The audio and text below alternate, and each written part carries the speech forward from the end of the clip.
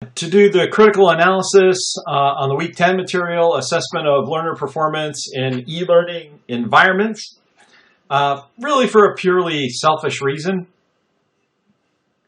It seems that at Sussex County Community College, where I work, we are in the process of creating our document for a substantive change to allow us to offer online degree programs for the Middle States Commission on Higher Education. As part of this document for substantive change, we need to show and clearly document how we determine that the student who has signed up for the class is the one completing the assignments and the assessments. So that means that it speaks to not only our substantive change document, but how we do online courses, an online course assessment. And of course, it all sort of revolves around cheating, the idea that you could get someone else to do the work for you. And the topic of cheating is not a new one. Face-to-face classes have been plagued by this, and every time one avenue to cheating is cut off, it seems three more appear to take its place. Technology is being used more and more creatively to find brand new ways to cheat. Ensuring student identity has been contentious for our online classes ever since we started. Some rely totally on the honors system, and that was our anatomy and physiology course. Well, all quizzes and tests were given online except for the final exam.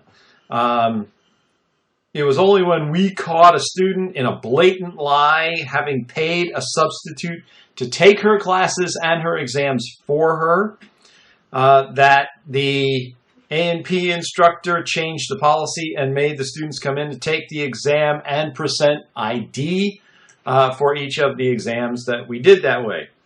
The math faculty at our school have always distrusted student motives. And they're just a very cynical bunch.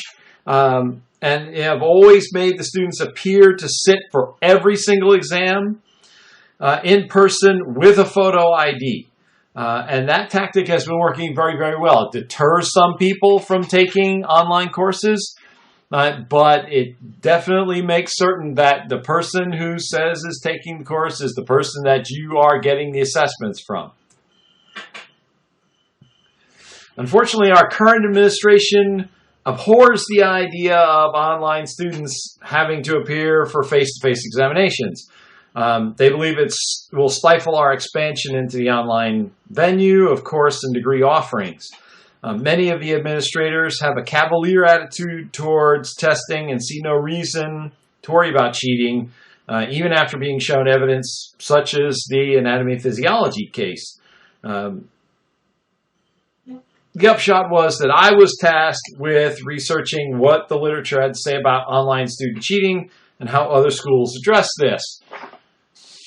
When I did my literature searching before this class started, I turned up many of the articles that appeared in the Week 10 reading list, as well as others that I found. While the study conducted by Watson and Sotil, I think it is, had some notable drawbacks, it does give us interesting data as food for thought in this whole thing. The overall comparison that 32.1% of the surveyed students admitted to having cheated in a live class and 32.7% admitted to cheating in an online class means that they treat the in-class and the online almost exactly the same.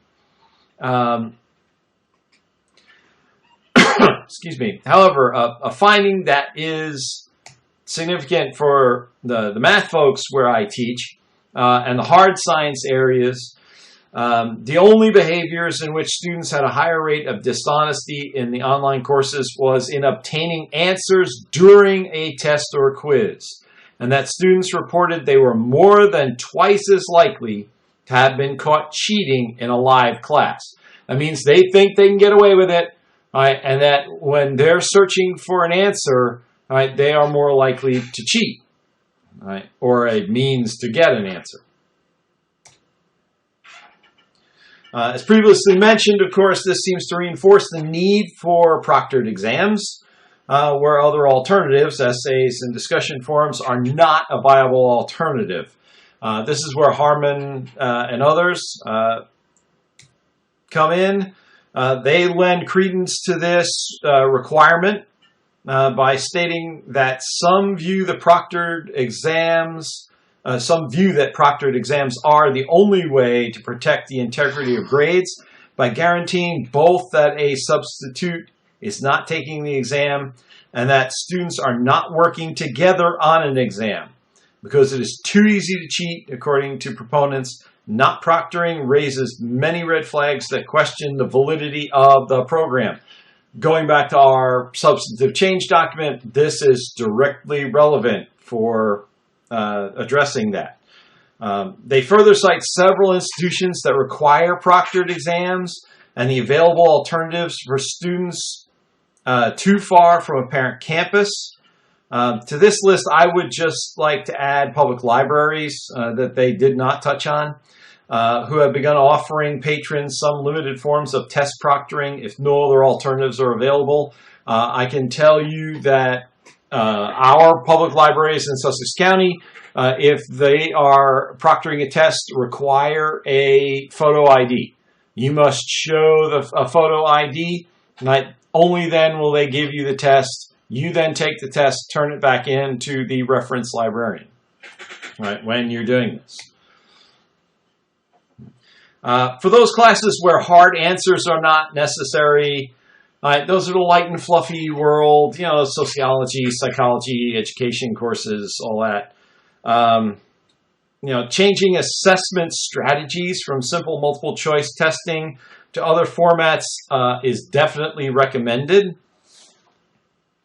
This process requires the instructor to re-examine the learning goals of the course, all of the intended outcomes, and then to recreate assessment tools that will challenge the student to craft responses that both the goals and to ensure that both the goals and outcomes are met. I would argue that this still does not ensure that the student enrolled in the course is the one creating the answers to these new assessments, but it's more likely that they can be caught by strategic use of the arsenal of tools like Turnitin.com that are available to those instructors. A clear rubric for grading materials is, of course, crucial. Nichols shows a wonderful rubric that can be tied to critical thinking. Quite honestly, I'm going to steal her rubric and I'm going to adopt it or use it. In addition to the one I currently have, meld the two of them together and use it for my in-class physics and how I grade laboratory reports because it speaks so well to what I want to do. While it requires a bit of tweaking for some hard science classes, as I've mentioned, have found that Nichols' rubric is easily applied, and I will be using it as I go forward in freshman physics. In short, the practice of proctored exams for online classes is in use in many places. While it is not ideal, it does deter cheating, and is suitable for certain types of classes. In other classes, rethinking the types of assignments and their grading may be the only needed alteration for an online delivery. Overall, however, the change in delivery modality seems to demand a very diligent rethinking of the course to ensure student engagement along with the veracity of results.